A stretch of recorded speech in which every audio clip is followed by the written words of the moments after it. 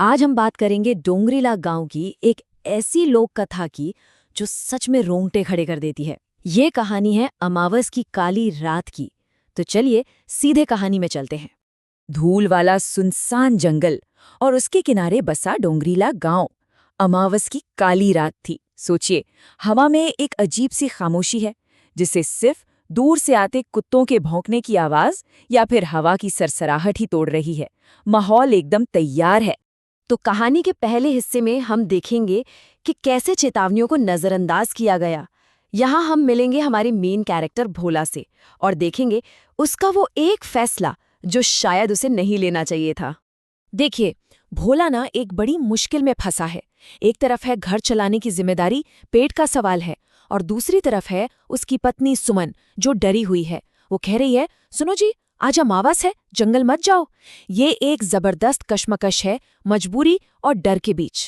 और सुमन के डर की वजह कोई मामूली नहीं है। वजह है छलावा। अब ये छलावा क्या है? ये कोई आम भूत प्रेत नहीं है। ये एक ऐसा पिशाच है जो अपना रूप बदल सकता है। मतलब वो किसी का भी चेहरा ले सकता है। और सोचिए, असली खौफ तो यही है ना, जब कोई अपना दिखने वाला ही अपना ना हो। और ये डर सिर्फ सुमन के मन में नहीं है। नहीं, ये तो पूरे गांव में फैला हुआ है। चाय की दुकान पर बैठे लोग भी कानाफूसी कर रहे हैं। आज छलावा रास्तों में भटकता है भाइयों। सब जानते हैं कि अमावस की रात बाहर निकलना खतरे से खाली नहीं। माहौल और भी ज्यादा तनाव वाला हो जाता है। और फिर आती है आखिरी चेतावनी, एकदम सीधी, गांव के सबसे बुजुर्ग शंकर काका की तरफ से। वो भोला का रास्ता रोककर कहते हैं, मत जा भोला, आज जंगल में इंसान नहीं, वो छलावा घूमता है। लेकिन भोला, वो तो अपनी जिद और मजबूरी के आगे किसी की नहीं सुनता और बस वो जंगल की तरफ चल पड़ता है। अब कहानी के दूसरे हिस्से में चलते हैं। भोला जंगल में पहुंच चुका है और अब उसका सामना होने वाला है उस मायावी ताकत से। जंगल में अंदर जाते ही छलावा अपना पहला खेल खेलता है। भोला को सामने कौन दिखाई देता है? उसकी पत्नी सुमन। लेकिन कुछ तो गड़बड़ है। ये वो सुमन नहीं है जो घर पर रो रही थी। इसकी मुस्कान एकदम अजीब है और आंखें बिल्कुल ठंडी, खाली, जैसे उनमें कोई रूह ही न हो। भोला किसी तरह उस धोखे को भांपकर आगे बढ़ता है, पर छलावा हार नहीं मानता। अब वो और भी खतरनाक रूप लेता है, शंकर काका का। सोचिए जरा, वही शंकर काका जो उसे रोक रहे थे, अब जंगल के बीचों बीच खड़े होकर कह रहे हैं, मैं तुम्हारा ही इंतजार कर रहा था। असली चिंता और इस झूठे अपनेपन का फर्क, यही तो असल खौफ है। चलिए अब कहानी के क्लाइमैक्स पर आते हैं। वो पल जहां भोला और छलावे का आमना सामना होगा, और यहां जिंदा रहने का सिर्फ एक ही तरीका है, एक भूली हुई बात को याद करना। और अब छलावा अपना सबसे बड़ा दांव चलता है। ये एक दिमागी हमला है।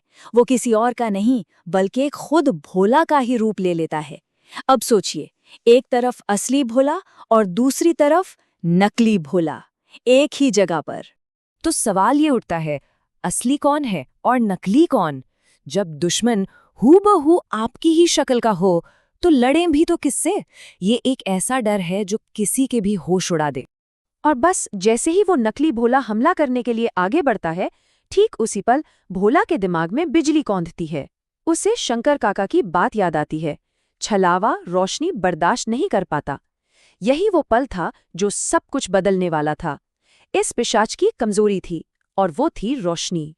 अब आते हैं कहानी के आखिरी हिस्से पर, जहां खौफ खत्म नहीं होता। भोला उस रात तो बच गया, पर क्या वो सच में जीत गया? नहीं, कहानी अभी बाकी है। जैसे ही भोला अपनी लालटेन उस पर फेंकता है, छलावा चीखता हुआ गायब होने लगता है।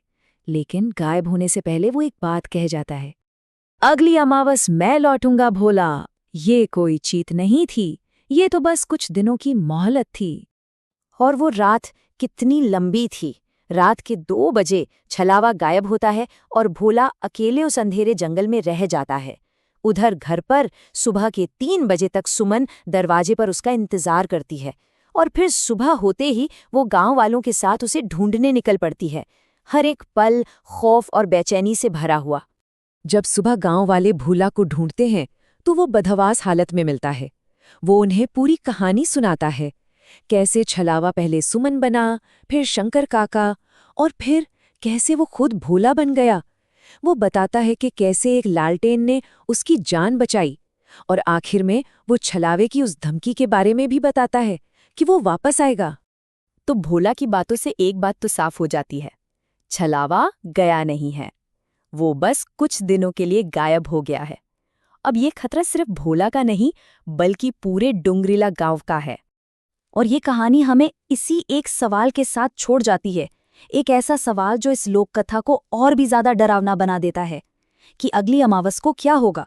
क्या भोला तैयार रहेगा, या इस बार छलावा अपना बदला लेकर रहेगा?